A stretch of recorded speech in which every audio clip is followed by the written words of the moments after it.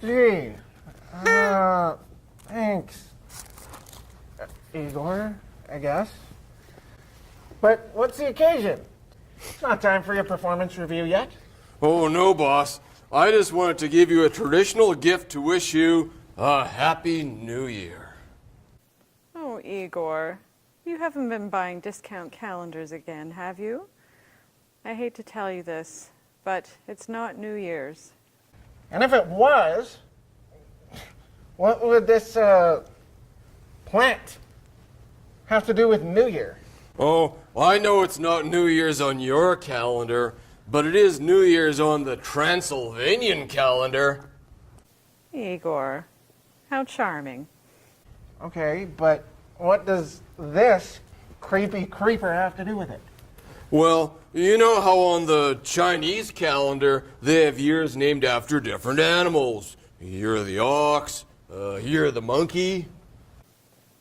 Yes? Well, the Transylvanian calendar does the same thing. They have the year of the ghoul, year of the shambling mound, and this year, year of the killer plant. Killer plant?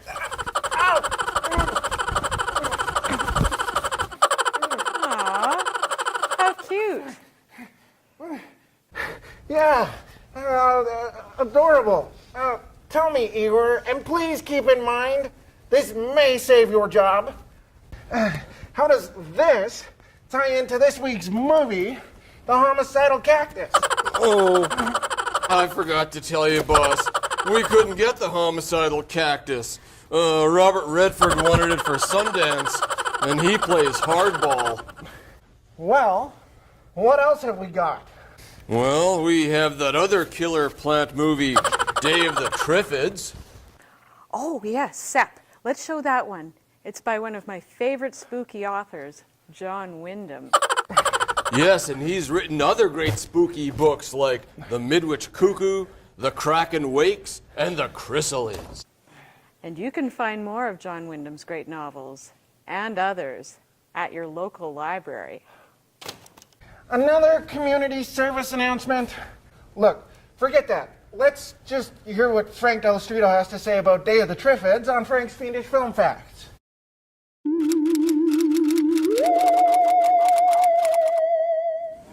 Day of the Triffids, 1963, an apocalyptic film. A strange meteor comes to Earth, and almost everyone on Earth goes blind, and it also deposits seeds from aggressive plants. So the end of the Earth is in sight. It stars Howard Keel.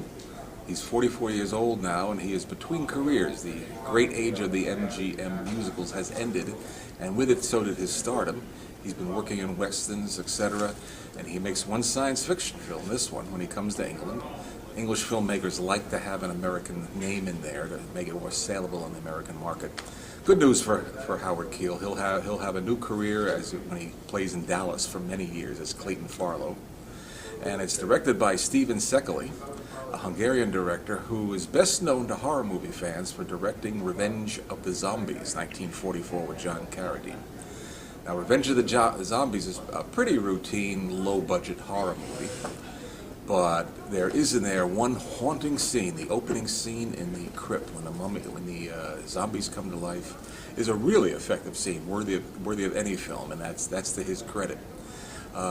In the movie, in addition to Howard Keel, there is one of my favorite English actors who pops up now and then in weird places. His name is Ian Wilson. His film career started, believe it or not, in 1914, 50 years almost before this movie was made. He was Bela Lugosi's butler in Mother Riley Meets the Vampire. He was the rather sinister sidekick of the Phantom of the Opera in the 1962 version with Herbert Loam, and he's here briefly as basically the first victim of the apocalypse. When Day of the Triffids was filmed, with its script and edited, they found they had 57 minutes of usable film. They had a 57-minute long movie, not long enough to get into theaters. So they added a lighthouse scene with two actors, and they are Karen Moore and Janet Scott, and they're basically lighthouse keepers who are trapped by the aggressive plants. And they added that all in, and it brought it up to its current length of slightly over an hour. But those people were never involved in the original production. They had to write a script for them, etc., and they tacked it on. And they do it rather seamlessly. You wouldn't realize this is basically a separate movie that's been spliced into this movie. They do it kind of cunningly. This is one of the last of the first wave of apocalypse movies. We live today in an age of zombie apocalypse. It seems a couple of times a year the world is ending, and usually zombies are at fault. In Day of the Triffids, it's plants who act very much like zombies. They stumble along and they'll devour you if you get in their way, but they're easy to outrun. Some of the other apocalyptic movies of the era, and I'll read a little list: Panic in the Year Zero, Day the World Ended, a movie called Five, because there's only 5 people left. War of the Worlds, of course, Beginning of the End, and it was through the 50s, and this is really one of the last ones. It was an age of apocalypse movies, then that ended, and guess what? We're in the second age of apocalypse movies, so enjoy it.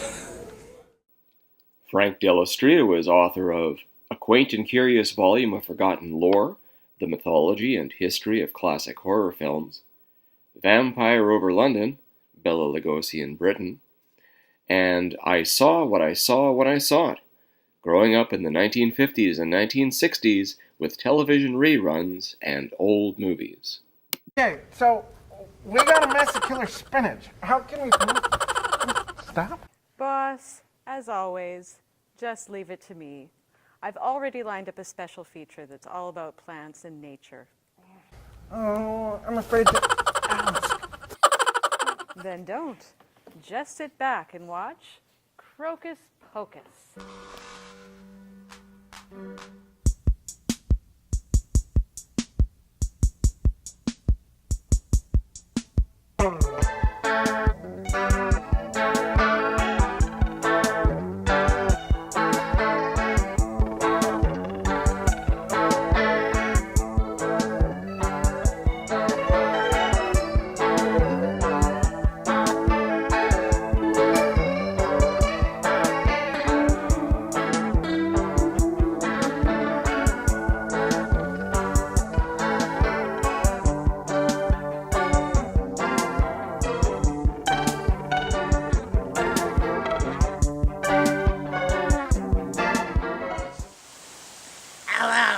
Welcome to Crocus Pocus, the Prairie Fairy.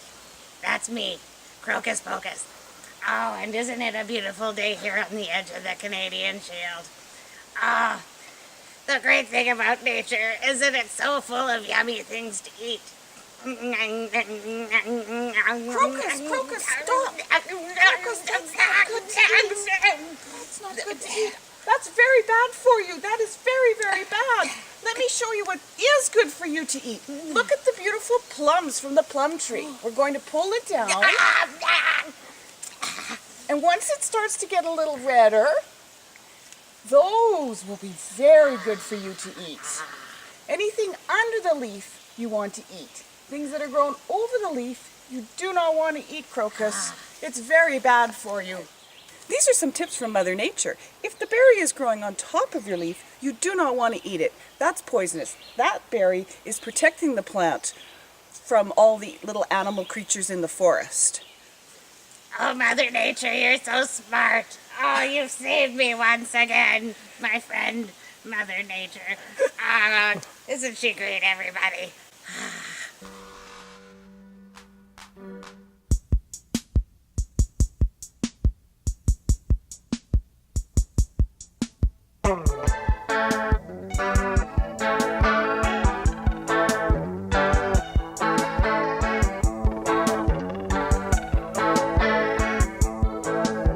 Hi. I don't know what to say. Well, boss, terrific, isn't she? Taffeta, that nature fairy looked awfully familiar. You two aren't related, are you? Igor, put on the movie. Quick.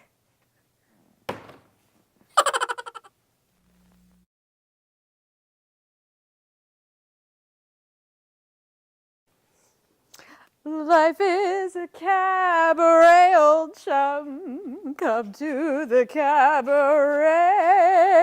Taffeta, Oh, you sure look happy today. Oh, I am happy, Igor. And it's thanks to the boss. I've rediscovered my love of Broadway musicals. The boss did that? Yes, and nobody was more surprised than I was. I used to love going to a Broadway premiere. The lights, the excitement, the music. Life is a cabaret, old chum. Oh, you sure do love opening nights, don't you? Oh, Igor, it's not just the opening night. It's the glitz. It's the glamour. It's the magic. The roar of the grease paint, the smell of the crowd. Oh, yes, Igor, I can feel it. Can you feel it too? It's the proscenium arch. I can hear it calling to me, Igor. Can you hear it calling? That may just be the radishes I had for lunch. The stage, Igor. I'm talking about the stage. And not just any stage, the musical stage. There's a bright golden haze on the meadow. So, what did the boss do to make you so happy tonight? It was the star of tonight's movie, Howard Keel. Oh, he was in some of my favorite musicals. I can't believe the boss has such good taste. There's a bright golden haze on the meadow. Taffeta. There's a bright golden haze on the meadow. Taffeta. The corn is as high as an Taffeta. elephant. Yes, Igor? I forgot to tell you. The boss doesn't want us to sing Broadway show tunes anymore. He says it upsets the zombies. Oh, poop. I should have known it was too good to be true. We stopped just in time. Here comes the boss, and he hates those Broadway show tunes. When you're a jet all the way from your first cigarette to your last 9 days. When you're a jet, let them do what you can. You got brothers around, you're a family man. You're never alone, you're never disconnected. The company's home, the company's expected. You're well protected.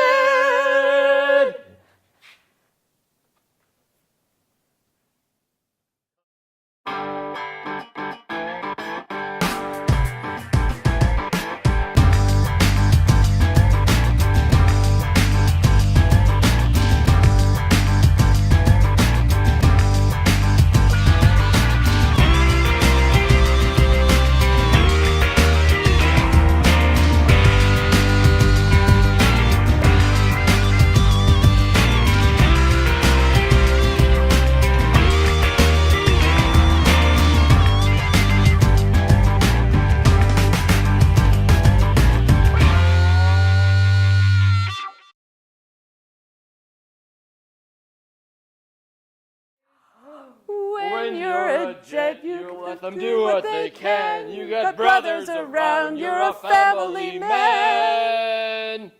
You're Never alone, you're never disconnected. You're home with your own. When company's expected, you're well protected.